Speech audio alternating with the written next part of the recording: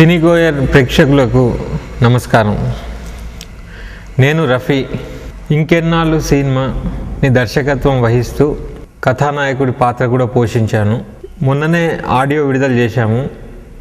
9 పాటలు ఉన్నాయి. నేను 2 రాశాను, పాడాను. నాతో పాటు ప్రముఖులు, తెలంగాణలో ఉన్న ప్రముఖులు డాక్టర్ సి నారాయణ రెడ్డి, ఆయనతో పాట రాయించాను. ఆ పాటకు ఆయనే న్యాయం చేయగలడని ఆయన దగ్గరికి వెళ్ళి సిచ్యువేషన్ ఎక్స్ప్లెయిన్ చేస్తే ఇమ్మీడియట్గా ఆయన స్పందించి అప్పటికప్పుడే పల్లవి చెప్పారనమాట. తర్వాత నెక్స్ట్ డే వరకు పాట ఫినిష్ చేశారు. అది తెలంగాణ సంస్కృతి, సాంప్రదాయాలు, అందాల గురించి ఇప్పటి వరకు తెలంగాణ రియల్ లైఫ్స్, కల్చర్ గురించి చాలా తక్కువగా చెప్పారు. అయితే నారాయణ రెడ్డి గారు ఏదైతే గ్యాప్ ఉందో దాన్ని ఫిల్ చేశారు ఆయన పాటతో. అలాగే మా భూమి సంధ్య, మా భూమి సినిమాకు పాటలు పాడి రాసిన మా భూమి సంధ్య కూడా ఇందులో ఒక ముఖ్యమైన పాట పాడింది, రాసింది. అలాగే యూనివర్సిటీ స్టూడెంట్ రాచమల్ల శ్రీనివాస్కి ఒక అవకాశం ఇచ్చాము. జర్నలిస్ట్లో లక్ష్మీనారాయణకు ఒక అవకాశం ఇచ్చాము. అలా తెలంగాణలో ఉన్న ప్రముఖులు, కొత్త వాళ్ళు అందరూ కలిసి సమిష్టిగా చేసిన కృషి ఇంకెన్నాళ్ళు. పాటలు విడుదలయ్యాయి. వాటి గురించి ఒక సన్నివేశం చెప్తాను. నిన్ననే కోదండరాం గారి ఇంటికి వెళ్ళాము. వెళితే మా మీటింగ్ అయిపోయిన తర్వాత నేను వెళ్తూ ఉంటే వాళ్ళ మిస్సెస్ కలిశారు. కలిసిన తర్వాత ఇంకెన్నాళ్ళు సినిమా నేను ఇంట్రడక్షన్ చేస్తే ఇమీడియట్గా ఆమె స్పందించి డైలీ ఆమె అవే పాటలు వింటున్నాం బాబు, మా సీడీ కూడా అరిగిపోయింది, స్టక్ అవుతుంది, ఒక 10 సీడీలు పంపించండి అని చెప్పింది. అది విన్న తర్వాత ఎంత హ్యాపీ అనిపించిందంటే ఇదే నా తొలి విజయం, నాకు సక్సెస్ అయినట్టే ఫీల్ అయింది. ఎందుకంటే ఉద్యమకారుల కుటుంబంలో వాళ్ళు నా పాటలు ఇష్టపడడం, వాళ్ళు కమాండ్ చేసి సీడీలు కావాలని అడగడం, వాళ్ళ బంధువులు పిల్లలు అమెరికాలో ఉంటే వాళ్ళకు కూడా పంపించడం, దీనికంటే ఇంకేం కావాలండి?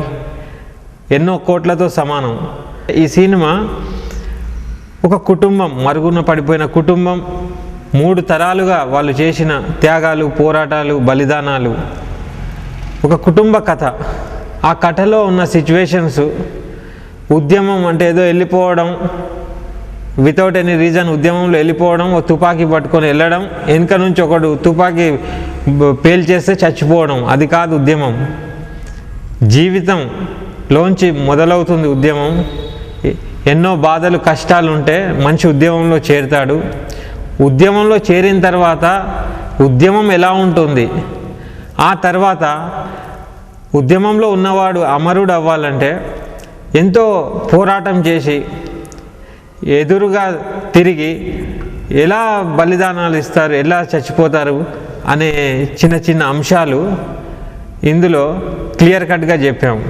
అలాగే తెలంగాణ ఎందుకు అవసరం, అసలు తెలంగాణ అవసరమా, అసలు తెలంగాణ ఉద్యమం ఎందుకు మొదలైంది, దేనికోసం మొదలైంది, ఎవరికైతే తెలంగాణ కావాలో వాళ్ళకి తెలంగాణ కావాలని తెలియదు, ఎవరైతే తెలంగాణ అవసరమే లేదు నిండుగా హ్యాపీగా ఉన్న వాళ్ళందరూ జై తెలంగాణ అంటున్నారు. నిజానికి వాళ్ళకి తెలంగాణ వాళ్ళకి అవసరమే లేదు. తెలంగాణ ఎవరికి అవసరం అంటే రూరల్ పీపుల్, గ్రామీణ ప్రజలు, ఇల్లిటరేట్స్కి తెలియపరచడానికి ఈ సినిమా తీశాము. ఇప్పుడు ప్రస్తుత సమాజంలో జరుగుతున్న వాస్తవాలు, తెలంగాణ రాకపోవడానికి కొన్ని క్లుప్తమైన కారణాలు, తెలంగాణ రావడానికి ఓ 2 సూత్రాలు. ఇంత లేటా తెలంగాణ సాధించడం? తెలంగాణ సాధన అనేది ఇంత కష్టమైన పని కాదు. మనం అడిగింది సపరేట్ దేశం కాదు, ఒక రాష్ట్రమే. ఇన్ని రాష్ట్రాలు ఉన్నప్పుడు తెలంగాణ రాష్ట్రం ఆల్రెడీ అదొక స్టేటే, అది సపరేట్ కావాలని అడుగుతున్నాము. ఈ తెలంగాణ అడగడం, వాళ్ళు నాంచడం, వీళ్ళు పదే అడగడం, ఇది ప్రజలతో చేసే గాడడిలాగా ఉంది. కాబట్టి తెలంగాణ ఇవ్వాలంటే ఇచ్చేసేయాలి, లేదంటే ఇవ్వకూడదు. ఎందుకు ఇవ్వకూడదు, ఎందుకు ఇవ్వట్లేదు? ఇవ్వనప్పుడు తెలంగాణ ఎలా సాధించాలి అనేటి సూటిగా ఒక 2 సూత్రాలు ఈ సినిమాలో పెట్టాము. సినిమా చూస్తే తెలంగాణ సాధన ఈ 2 స్టెప్పులతోనే సాధ్యం అనేది మీకు అర్థమవుతుంది.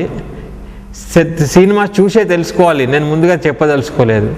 ఇది ఇంకెన్నాళ్ళు తీయడానికి ముఖ్య కారణం, నేను తెలంగాణలో పుట్టి పెరిగిన వాడిని కాబట్టి తెలంగాణలో ఉన్న సంస్కృతి సాంప్రదాయాలు, భాష, యాస, దాని గోస అన్నీ తెలిసిన వాడిని కాబట్టి ఏదో డబ్బు కోసమో తెలంగాణ అనే ఉద్యమాన్ని ఇష్టం వచ్చినట్టు వాడుకోవడం కాకుండా ప్రజల వరకు నా మెసేజ్ తెలంగాణ ఏంటి, తెలంగాణ అవసరమా, ఎందుకు అవసరం అనేది తెలియపరచడానికి ఒక వాయిస్ ఇస్తూ, ఒక మెసేజ్ ఇస్తూ పబ్లిక్ వరకు ఈ మెసేజ్ని చేర్పియడమే నా ముఖ్య ఉద్దేశం.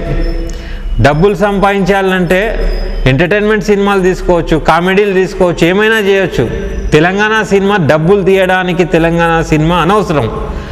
ఇది ఒక మంచి ఉద్దేశంతో ఉద్యమంలో ఒక భాగంగా ముందుకొచ్చి ధైర్యం చేసి సాహసం చేసి తీసిన సినిమా ఇది.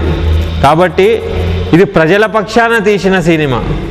దీనికి ఇంతకుముందు సినిమాల్లాగా పెద్ద పెద్ద నాయకుల సపోర్ట్ ఉండకపోవచ్చు, జిమ్మిక్కులు ఉండకపోవచ్చు, ఉట్టుట్టి మాటలతో దీని ప్రమోషన్ ఉండకపోవచ్చు.